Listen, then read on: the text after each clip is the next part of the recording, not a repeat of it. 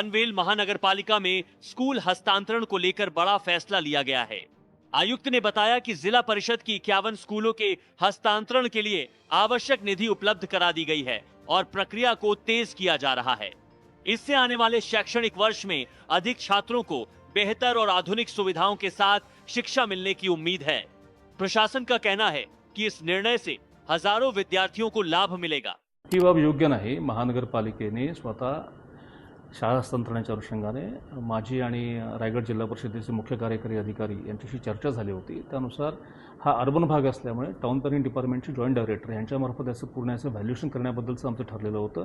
त्याचे मिनिट्स देखील आमच्या मीटिंगचे आहेत त्यामध्ये। त्यानुसार महानगरपालिकेने व्हॅल्युएशनची प्रोसेस पूर्ण केलेली आहे आणि ही संपूर्ण व्हॅल्युएशनची रक्कम महानगरपालिका आम्ही जिल्हा परिषदला आम्ही अदा करू त्यामध्ये आणि त्याच्याबद्दलची प्रोसेस आलेली ह्या वर्षीच्या पुढच्या येणाऱ्या बजेटमध्ये देखील आम्ही त्याची प्रोव्हिजन करून ठेवलेली आहे।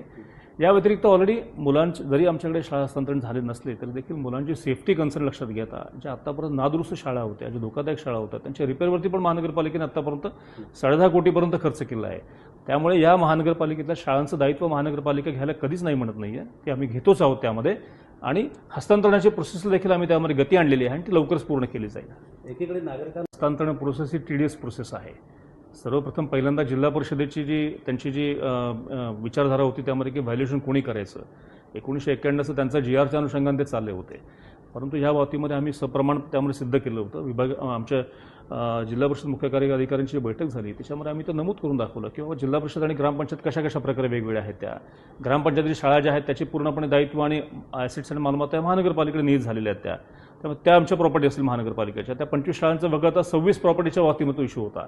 मग जिल्हा परिषदेची खरोखर मालकी कुठल्या ठिकाणची आहे त्या शाळांच्याबद्दलचं पण आपण व्हेरिफिकेशन करून घेतलं त्यामध्ये आणि त्यानुसार त्याचं व्हॅल्युएशन पूर्ण झालेलं आहे आता आणि त्याला एकदा ॲफर्मेशन झाल्यानंतर मग शासन स्तरावरती निर्णय होऊन त्या शाळा हस्तांतरणाची प्रोसेस पूर्ण केली जाईल। ती या शैक्षणिक वर्षात चालू होतील शाळा पूर्ण आमचा प्रयत्न राहील त्यामध्ये।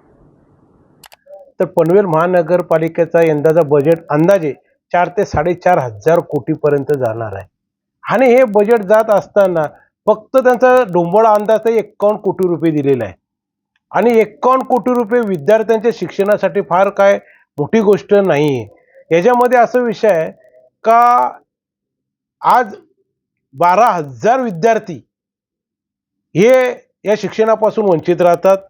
त्या सर्वांना न्याय मिळाला पाहिजे या भूमिकेला आम्ही आहोत। आणि दुसरी गोष्ट अशी आहे आज 51 ज्या शाळा रायगड जिल्हा परिषदेला हस्तांतर करायच्या आहेत या जर हस्तांतर केल्या तर आज विद्यार्थ्यांना जे नवी मुंबई महानगरपालिकेने आता सांगितलं CBSE बोर्ड सारखं आम्ही आता विद्यार्थ्यांना सुविधा देणार आहोत। म्हणजे विशेष का आज जागतिक जो दर्जा पनवेलला येणार आहे विमानतळ आल्यामुळे पुन्हा मेट्रो आल्यामुळे किंवा अनेक औद्योगिकरण आल्यामुळे मोठ्या प्रमाणात इथेशी विद्यार्थ्यांची प्रगती त्या प्रकारे व्हायला पाहिजे।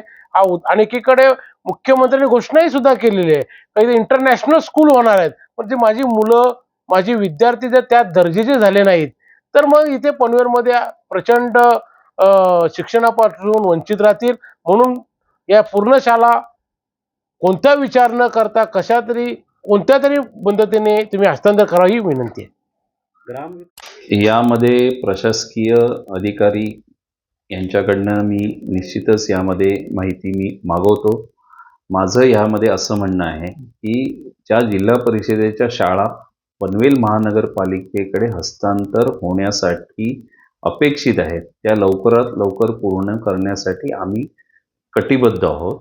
त्यामुळे ह्याच्यामध्ये जी काही प्रशासकीय कारवाई असेल किंवा आपण जे म्हणतात की यामध्ये जो काही निधी इकडून जिल्हा परिषदेला महापालिकेकडनं जिल्हा परिषदेला देणे अपेक्षित आहे याची पूर्ण माहिती मी मागवतो। परंतु गोरगरीब किंवा सामान्य कुटुंबातील मुलांच्या शिक्षणाची हेळसांड न होण्याच्या दृष्टिकोनातनं जिल्हा परिषदेच्या शाळा हस्तांतर करण्याचा निर्णय हा माननीय आमदार प्रशांत ठाकूर साहेब यांच्या नेतृत्वाखाली झालेला आहे आणि आम्ही येत्या जूनपर्यंत ही प्रक्रिया लवकरात लवकर कशी पार पाडता येईल याकडे लक्ष देऊ। महापालिकेची आर्थिक उलाढाल जी 100 कोटीपासून सुरुवात झालेली ती आज